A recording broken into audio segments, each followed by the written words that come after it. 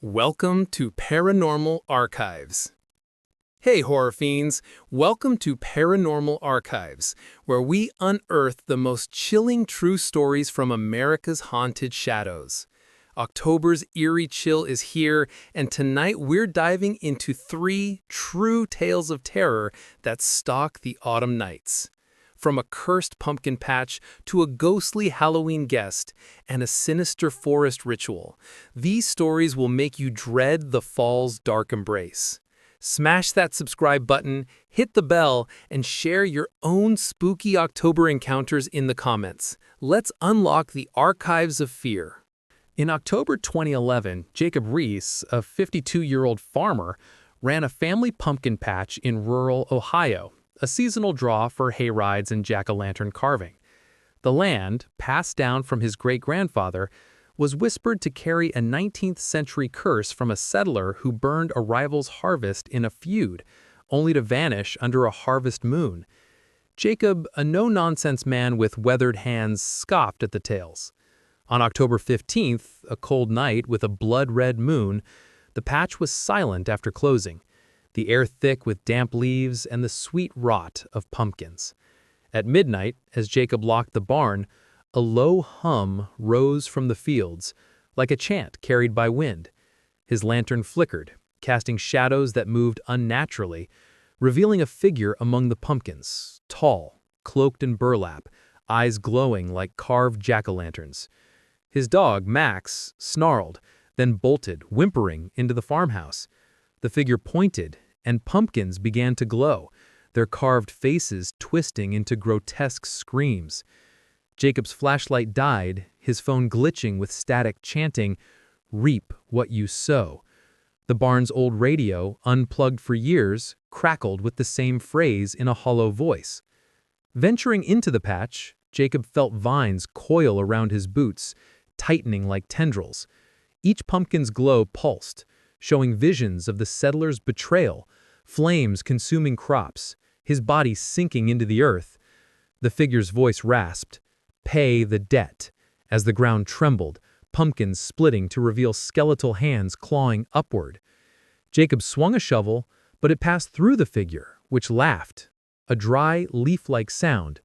The barn ignited, flames mirroring the settler's curse, orange tongues licking the sky. Jacob fled to the farmhouse, barricading the door, but vines crept through cracks, the air freezing. The figure materialized inside, its burlap cloak unraveling to show a skeletal frame wreathed in roots. In desperation, Jacob burned an old family deed found in the attic. And the figure vanished, the fire extinguishing. Dawn revealed a scorched patch, pumpkins decayed, Max trembling but alive. Locals confirmed the settler's curse, linked to missing farmers every October. Jacob sold the land, moving to Cleveland. He says, "It's still out there, waiting for the next harvest moon." In October 2014, Emily Carter, a 29-year-old event planner from Boston, organized a Halloween costume party at a historic mansion in Salem, Massachusetts, a 19th-century estate infamous for its ties to the 1692 witch trials.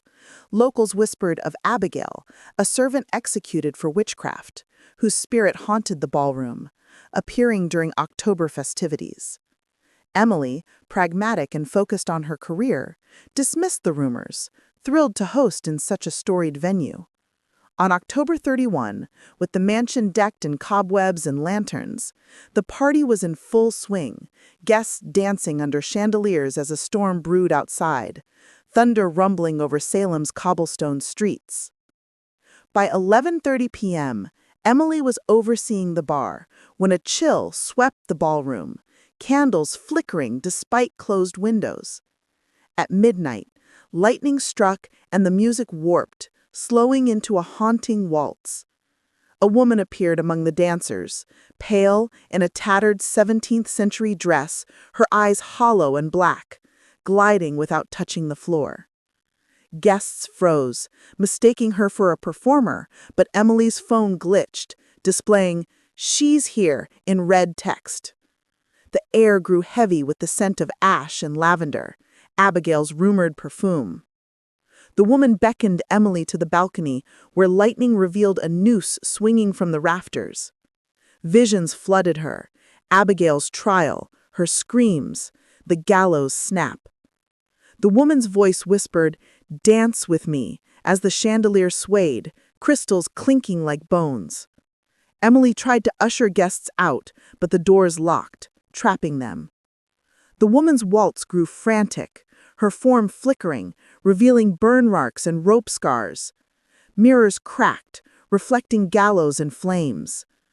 Emily's radio crackled with Abigail's voice, "Stay for the trial." Barricading herself in the study, Emily found trial records naming Abigail, executed unjustly. The woman appeared, her touch freezing, pulling Emily toward the balcony. In desperation, Emily read Abigail's name aloud, promising justice. The spirit paused, then vanished, doors unlocking at 2 a.m. Dawn showed the mansion unscathed, but guests reported seeing the woman in photos. Online forums confirmed Abigail's hauntings during Halloween. Emily left Salem, haunted by lavender scent. She wants her story told, or you join her dance. In October 2016, Ethan Brooks, an 18-year-old college freshman, went camping with friends in the Black Hills of South Dakota, a forested region steeped in Native American lore and rumors of a 1920s cult that performed rituals under October's full moon. Ethan, a skeptic studying anthropology, joined for adventure, ignoring warnings of missing campers. On October 20, a crisp night with a full moon, their campsite was quiet, the fire crackling as a storm gathered, thunder echoing through the pines. By 11 p.m., Ethan was sketching in his journal when lightning struck nearby, shaking the ground. A chant rose from the forest, low and rhythmic, not his friends' voices. His phone glitched, displaying "Join us" in red text. Shadows moved beyond the firelight, hooded figures in tattered robes carrying bone-carved totems. The air chilled, smelling of pine and blood, as whispers urged, "Complete the circle." Ethan's flashlight caught a figure with hollow eyes, its face painted in ash. He woke his friends, but their tents were empty, sleeping bags slashed. The chanting grew louder, the figures circling the camp, their totems glowing red. Visions hit. A 1920s cult sacrificing a member to bind their spirits to the forest, their ritual unfinished. Ethan's phone played a distorted chant, looping endlessly. He fled, but the forest seemed to twist, paths looping back to the campsite. A figure grabbed his arm, its touch burning, leaving a mark like a spiral. Ethan lit a signal flare, shouting into his radio, but only chance replied. The figures closed in, their leader, a decayed woman, rasping, "Finish it." Ethan burned his journal, a symbolic offering, and the figures vanished, the storm easing at 3 a.m. Dawn revealed slashed tents, his friends safe but dazed, claiming they'd slept through the night. The spiral mark remained on Ethan's arm. Forums linked the cult to missing campers in October. Ethan avoids forests, haunted by chants. They're still waiting, he says, for the next to join.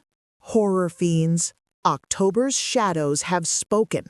These true Paranormal Archives tales, a cursed pumpkin patch in Ohio, a ghostly ghast crashing a Salem party, and a sinister ritual in South Dakota's forests, prove autumn nights hide terrors beyond the chill. Did these stories carve fear into your soul? Smash that like button and subscribe to Paranormal Archives for more true horrors. Got a creepy October encounter? Spill it in the comments. We're dying to know. Hit the bell to catch every scare, and share this video to spread the fright. Until the next harvest moon rises, keep your lanterns lit and your courage close. This is Paranormal Archives, sealing the vault of fear. Stay haunted.